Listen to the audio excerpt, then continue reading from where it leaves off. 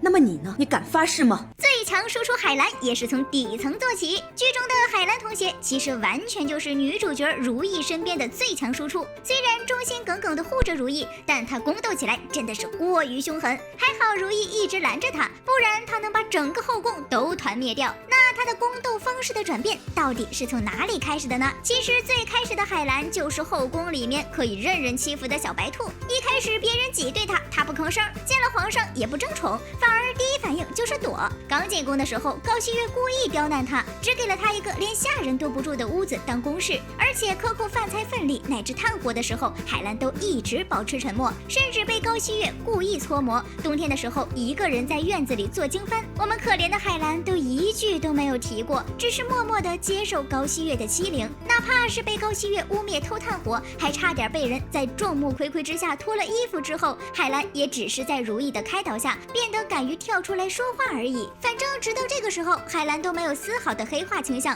在宫里呢也一直保持着半透明状态，像陈婉嫣一样沉默的过日子。直到如意被关进冷宫之后，海兰才有了一些变化。她先是被阿若当街掌过，后来放风筝的时候又被郎华看到，郎华罚跪海兰的时候，她跪在御花园淋了好久的雨。后来再去找如意的时候，就发现自己必须直冷起来了，包括后来的生病，这都只是海兰黑化的表现。果不其然，海兰病刚好之后做的第一件事就是化妆，化完妆之后就开始交际，并且在这个时候自告奋勇的成为了苏绿云的军师。在引起扎龙的注意之后，又听苏绿云说兰华的二阿哥永莲病重，于是海兰在利用一床被子争宠之余，又用了另一床被子害死永莲。而且当时的季节本来就有很多芦苇，海兰这事干得悄无声息，不仅没有借刀杀人，而且还把这事干得毫无破绽。而且当时的太医、扎龙、兰华都以为这只是一场意外，谁都没有想过这是海兰故意为之。这个手法虽然不如金玉妍的套路那么深奥，但简单粗暴，不易发现的同时还招招致命，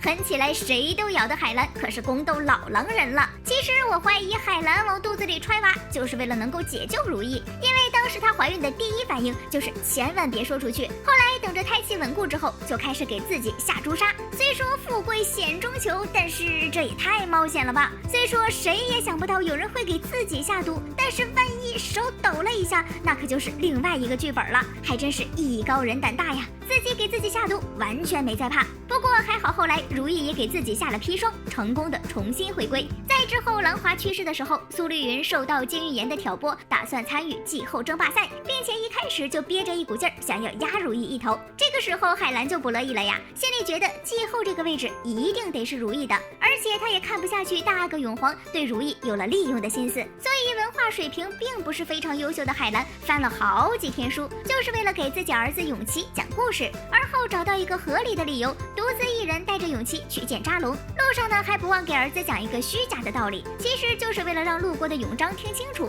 然后好回去告诉他妈。见到扎龙之后，再让自己儿子把这个皇子争皇位的故事讲给扎龙听，讲的时候呢还必须得冠上大哥的名号。扎龙都没有怀疑过海兰什么，直接就盯上了三阿哥永璋和大阿哥永璜。紧接着扎龙就找到了这俩孩子的错，以这个为由头罚了他俩。而且由于兰华去世的时候，那朵不慎掉落的珠花还是到了扎龙手里，所以原本就对苏绿云有些怀疑的他，现在就像是找到了证据一样，那心里对于苏绿云的怀疑和不满是一天比一天多。海兰的这个手段本身就非常的狠，再加上金玉妍的叠加 buff， 苏绿云的伤害都达到了100%。毕竟苏绿云身体不好的原因就跟这事儿有着直接的关系，所以也可以说是海兰和金玉妍两个人间接的合力杀死了苏绿云。可怜的苏绿云明明什么都还没有来得及干，只是被金玉妍挑唆参与季后争霸赛，根本还没有伤害到如意。但是被海兰盯上之后，就只有一个下场，那就是主动狗带或者被动狗带，根本不会有其他的选择。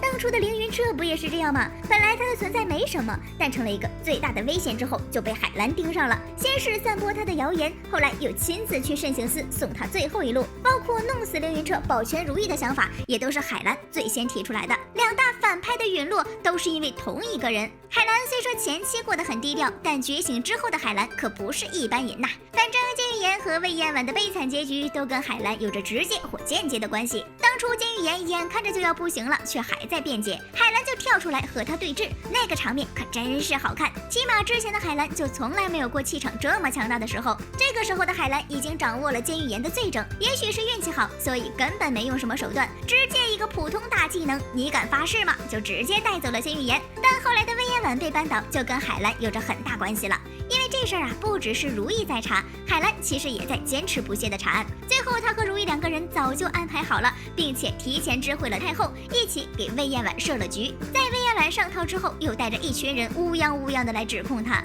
在扎龙被魏延婉的无敌辩解术讲的犹豫时，在适时拿出凌云彻交给他的戒指补刀，甚至这个时候也用了自己发誓的大招，最终才成功的扳倒魏延婉。这场局看似简单，但是当时的情况是如意没有办法指挥。就好比春蝉什么时候出宫，王禅什么时候去抓比较好，这些事情是有人手又有时时关注魏延婉的海兰才能做得出来的。所以海兰的时机把控是非常到位，细节方面拿捏得死死的。海兰这人呐，前期软弱，但后期真的是整部剧的最强输出。还是那句话，要不是如意挡着，海兰当皇后指日可待。而且海兰虽然害人也杀人，但从来坦坦荡荡，不会栽赃陷害给别人，这也算是很多质疑的善良了。好啦，本期视频就到这里啦，宝宝们别忘了点赞评论哦，啾咪。